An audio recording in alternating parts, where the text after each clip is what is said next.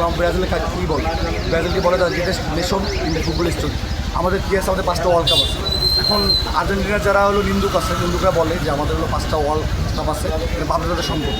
এখন এটা তো আর কি আর্জেন্টিনা আমাদের অর্জন করে দেয়নি। আমাদের ব্রাজিলের পেলের যে নৈপুণ্য, রবার্তো কার্লোস ছিল, কাপু ছিল, তারপরে দুঙ্গা ছিল, তাদের খেলোয়াড়ের যে নৈপুণ্য, সেই নৈপুণ্যে দিয়েই আমরা কিন্তু কাপটা অর্জন করেছি। তাদের মতো না। আর তাদের যদি দেখেন 78 ওয়ার্ল্ড কাপ, তারপর 86 ওয়ার্ল্ড কাপ, সবগুলো 78 সালে তারা কী করছিল, তাদের সেসব ফ্যাসিস্ট ক্ষমতা ছিল, তখন তারা তাদের গায়ে জোর খাটিয়ে সেই ওয়ার্ল্ড কাপটা তাদের নিজের করে নেয়।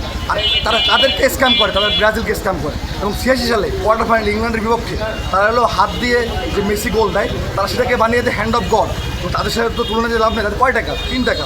ক্লেমনের কিউআর কোড স্ক্যান করো আর ঘুরে দেখো বাংলাদেশের ঐতিহ্য। ক্লেমন, ক্লিয়ারলি বাংলাদেশি।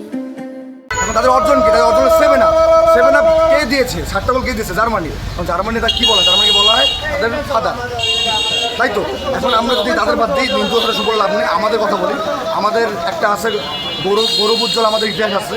আমরা 24 বছর আমরা ওয়ার্ল্ড কাপ পাই নাই, কিন্তু আমাদের 70 সালের পরে 94, 98 এবং 2002 আমরা পরপর 3বার আমরা ওয়ার্ল্ড কাপের ফাইনালে খেলেছি।